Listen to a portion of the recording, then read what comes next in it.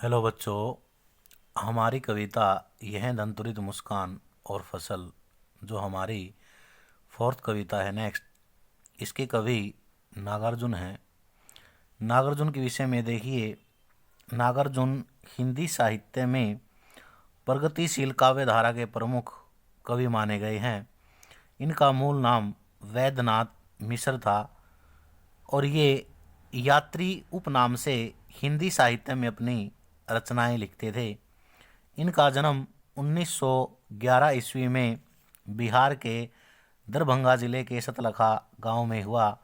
इनकी प्रारंभिक शिक्षा यहीं से हुई और बाद में ये अध्ययन के लिए बनारस कोलकाता भी गए। 1936 में अध्ययन के लिए ये श्रीलंका गए।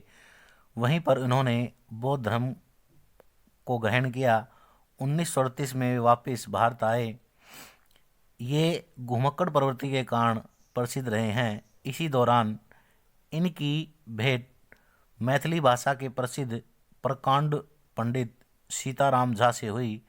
उनसे इन्होंने भाषा से संबंधित छंद अलंकार का विशेष ज्ञान प्राप्त किया और इन 20 वर्ष की अवस्था में 1931 में इनका विवाह हो गया था।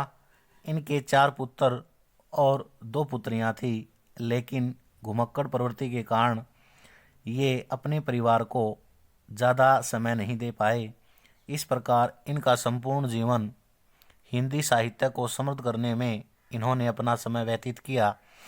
1998 में इन महान साहित्यकार का निधन हो गया।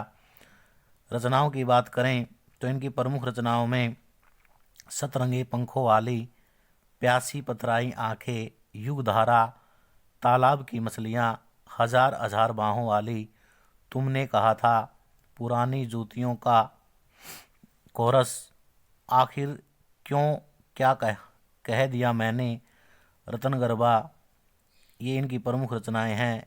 साहित्यिक विशेषताओं की बात करें तो नागार्जुन की कविता राष्ट्रीय चेतना की कविता मानी गई है। इन्होंने अपनी कविताओं के माध्यम से राष्ट्रीय आंदोलन को एक नई दिशा प्रदान की। प्यासी पथराई आंखें, हिम कुसुमों की धारा, ये इनकी राष्ट्रीय भावना से ओतप्रोत प्रमुख कविताएं मानी गई हैं। अर्थात हम कह सकते हैं कि इनकी साहित्यिक विशेषताओं में देश प्रेम की भावना, देश के प्रति प्रेम कूट कूट कर भरा हुआ था। इसके साथ साथ शोषक और शोषित से संबंधित धारणा भी देखी जा सकती हैं। भाषा शैली की बात करें तो इनकी प्रमुख भाषा सरल सहज है।